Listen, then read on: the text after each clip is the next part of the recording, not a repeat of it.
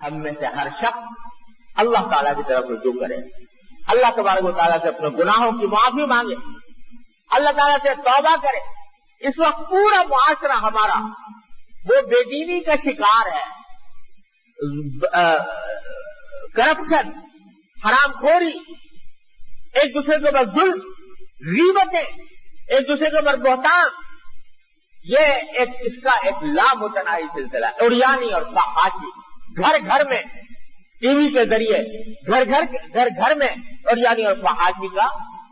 ایک مرکز بنا ہوا ہے۔ جو مناظر کبھی دیکھنے کی کسی کو کا موقع نہیں ملتا تھا، وہ اب گھر گھر میں ہر آن ہر لحظہ موجود ہے۔ اس ساری صورتحال کے نتیجے میں اللہ تبارک و تعالیٰ کو اپنا کرم فرمایا ہوا ہے کہ چاہیے تو پتہ نہیں کون سا عذاب نازل ہو جاتا، لیکن اس صورتحال کے نتیجے میں آج ہم اس مصیبت میں گرفتار ہیں جس پر آج ہر مسلمان کا دل بے چین ہے اور رو رہا ہے۔ اللہ تبارک و تعالیٰ نے ایسے موقع کے لیے فرمایا ہے کہ ہر شخص اپنی جگہ اپنی اصلاح کی فکر کرے، اپنے گھر کے ماحول کو درست کرے، اللہ تبارک و تعالیٰ کے احکام کی اطاعت کرے، اللہ تعالیٰ کے سامنے روز گڑ گڑائے اور توبہ استغفار کر کے اللہ تعالیٰ سے اپنے گناہ، اپنی بھی اور اپنے پورے قوم کے گناہوں کی معافی مانگے، حرام خوری کو چھوڑے، اللہ تبارک و تعالیٰ کے احکام کی اطاعت کرے اور اللہ تبارک و تعالیٰ کی طرف رجوع ہو۔ اس کے سوا کوئی اس مشکل کا حل نہیں ہے۔ اور ایک زمانہ تھا کہ جب اس قسم کے حالات پیدا ہوا کرتے تھے تو لوگ اللہ تعالیٰ کی طرف متوجہ ہوتے تھے، گھر گھر آیت کریمہ کا ختم ہو رہا ہے، گھر گھر دعائیں مانگی جا رہی ہیں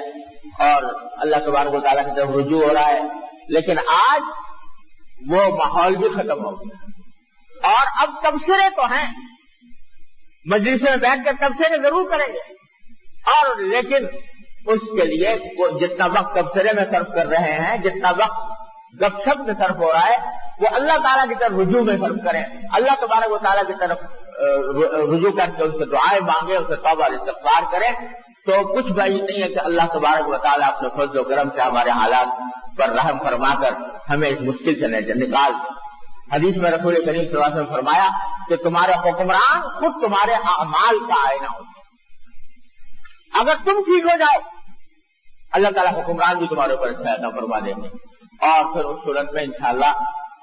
اللہ تبارک و تعالیٰ کی رحمتیں اور برکتیں نازل ہوں گی۔ بھائی، یہ پیغام ہر مسلمان کا فرض ہے وہ ایک دوسرے کو پہنچائے۔ یہ توبہ کا وقت ہے، استغفار کا وقت ہے، اللہ تعالیٰ کی طرف رجوع کا وقت ہے۔ اس کا جتنا زیادہ اہتمام ہو سکے ایک دوسرے تک کو پہنچائیں اور اس کے اہتمام کرنے کی کوشش کریں۔ اللہ تبارک و تعالیٰ اپنے فضل و کرم سے ہم سب کو اس کی توفیق عطا فرمائے اور اس مشکل حالات سے اپنے فضل و کرم سے ہمیں نکال دے۔ وآخر دعوانا الحمدللہ رب العالمین۔